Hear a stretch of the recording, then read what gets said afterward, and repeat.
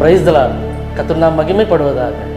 நம்ம வாழ்க்கையில் தனித்து விடப்படுவது என்பதும் தனிமையான சூழ்நிலையும் ஒரு மோசமான நிலைமை.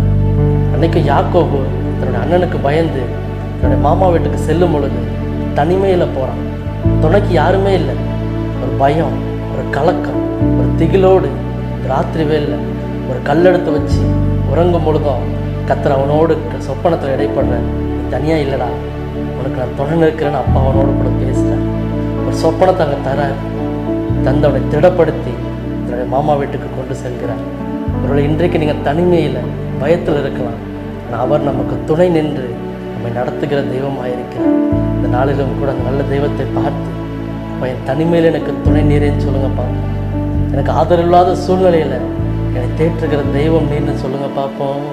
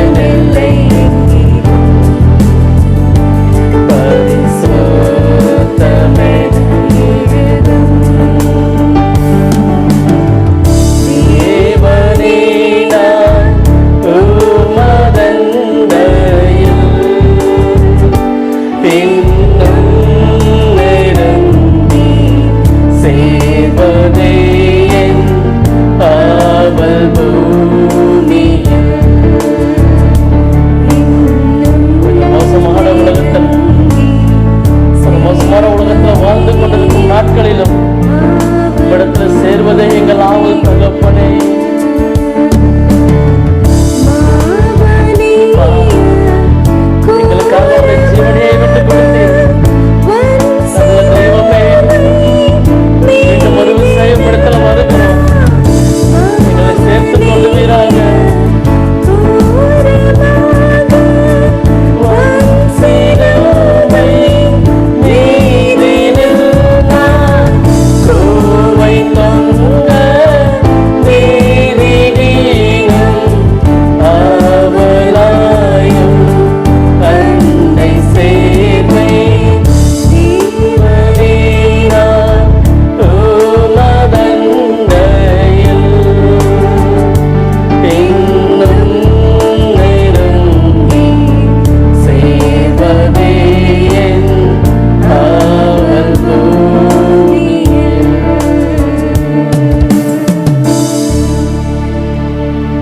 இன்றைக்கும் நீங்கள் எப்படி என்று யாக்கோபு தனிமையில் விடப்பட்டான், அப்படிப்பட்ட ஒரு தனிமையின் சூழ்நிலையை அதை பார்த்து கொண்டிருக்கலாம். ஒரு தனிமையில் உங்களை தேற்றுவதற்கு ஒரு தெய்வம் இருக்கிறார். இத்தனை நாள் இரவு படுக்கை உங்கள் தலையணை உங்கள் கண்ணீரினால் நினைந்து கொண்டிருக்கலாம். அந்த தனிமையின் சூழ்நிலையை மாற்ற தகப்பன் போதுமான தெய்வமாயிருக்கிறார். அவர் அண்டையில கிட்டி சேரும் பொழுது உங்களை அவர் நடத்த போதுமான தெய்வமாயிருக்கிறார். ஆமென். God bless you.